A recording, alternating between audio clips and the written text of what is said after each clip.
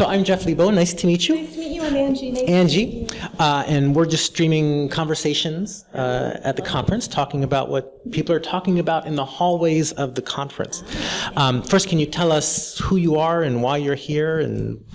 Absolutely. My name's Angie. I'm from California. I'm a teacher trainer in Gyeonggi-do, and I'm here specifically to help my alma mater, Anaheim University, recruit students into their graduate program. How long have you been in Korea? This is my 7th year. Okay, and where do you teach? I teach at the Gyeonggi-do Institute of Foreign Language Education. Okay, and why did you decide to get a master's, and why through Anaheim? Let's see. I had been in Korea for 4 years before I realized I actually loved doing this. I had actually planned on going to law school, and that was my career path. And then I got hit by the entertainment bug since I live in Los Angeles.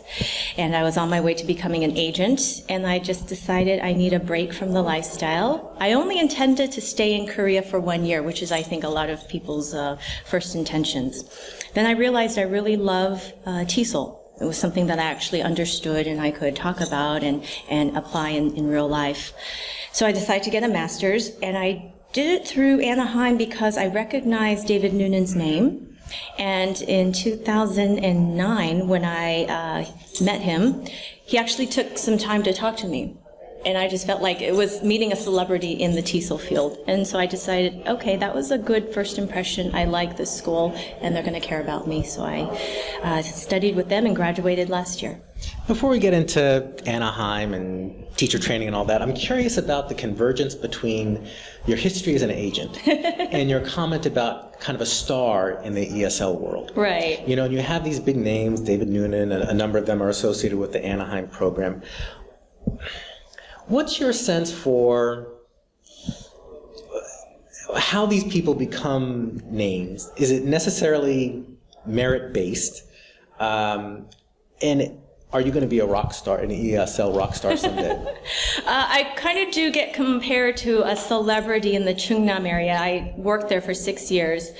And when I first came to Korea, I used to look at people who had been here for many, many years and were invited to do presentations. And I was so envious. I'm like, I'm just starting out. I want to be like you one day. And David Noonan started off as a teacher and realized he hated it and became who he is now through publishing and through lectures, and you have to be a brand. He's a brand, and you have to be your own PR person. In my case, when you're a teacher, you go to work, you do the best job that you can, and people will know who you are. Most people want to come to Korea to socialize. Some people want it to be, I'm just trying to travel the world. They're not serious about teaching. But if you are serious about teaching, people will take notice of who you are, and they will take you and put you in situations that allow for your name to go out there. You know, this is my first year in the Gyeonggi province, and when I first went to my institute, I felt like a nobody as well. And just recently, I did a presentation to a number of newbie foreign English teachers, and I got that because my supervisor recognized my abilities. So don't go looking for them. The right people will always know your ability, and they will take you to where you need to go. So tell us about the Angie brand. What kind of presentations will she give? What will she be known for as a presenter and educator? Well, I'm definitely not theory-based. I'm very avant-garde in my teaching. I allow students to use the cell phones, and I don't talk about theory unless I'm trying to explain, by the way, if you want to know why I'm doing this, this is why. And that's why my education was so important, because it validated me. I'd been a teacher for so long, but I didn't feel validated. And then when I started taking my master's courses, I was like, oh my God, there's a name for what I've been doing all this time. What's the name? Oh, let's see. One of them would be like the rhythmic way of learning, communicative approaches, TPR, all these wonderful names for what you've been doing naturally. But my brand is very active and playing in the classroom, sprinkling it with a little theory. But mostly it's play. I like to have fun.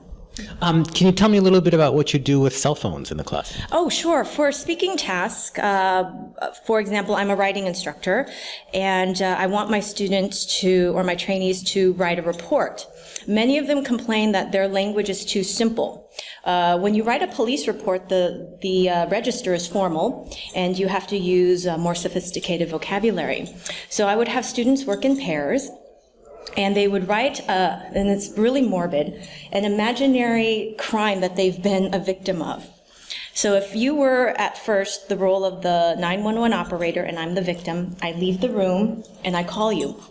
And I tell you my problem. Help, I've been robbed, and I don't allow the student to say where exactly they are, like they're in the bathroom. They have to use description. So it's a lot of listening and speaking. Describe your crime, describe your location. And then you must come and find me based on the description. Bring me back to the classroom, interview me as a victim, description again of the perpetrator, etc. Switch roles, repeat. The writing part comes when we take all of that information and write a police report. And they have to use a thesaurus, so they can't say, I was running and got hit by a car. They have to say something like, I was struck by or I collided with. So do they take notes during the initial phase? Yes, yes. So then they look at what they've written and look at a thesaurus to see what more sophisticated vocabulary they can come up with. And that's the way I use cell phones. You mentioned you had given a presentation recently. What was the title of the presentation? I was told to talk about productive skills in lesson planning. And so what I did was I talked a little bit about backward planning because I'm a big advocate of that. Can you define backward planning? Sure. It's an instructional method for designing a lesson where you start with the end in mind. Grant Wiggins and Jay McTeague, I hope I'm pronouncing his name correctly. Many times we start with an activity or an idea.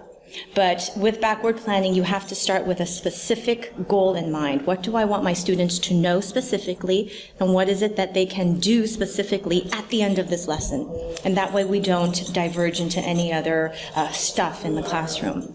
And from there, we also consider our novice, capable, and advanced student and decide what materials we need to provide. So it's a very analytical way of looking at your lesson plan with a specific goal in mind. And then the very last is what activity. So instead of thinking activity first, we think goal first and then what activity, and not always bingo and not always Jeopardy, because those don't produce the learning outcomes that you need for your student.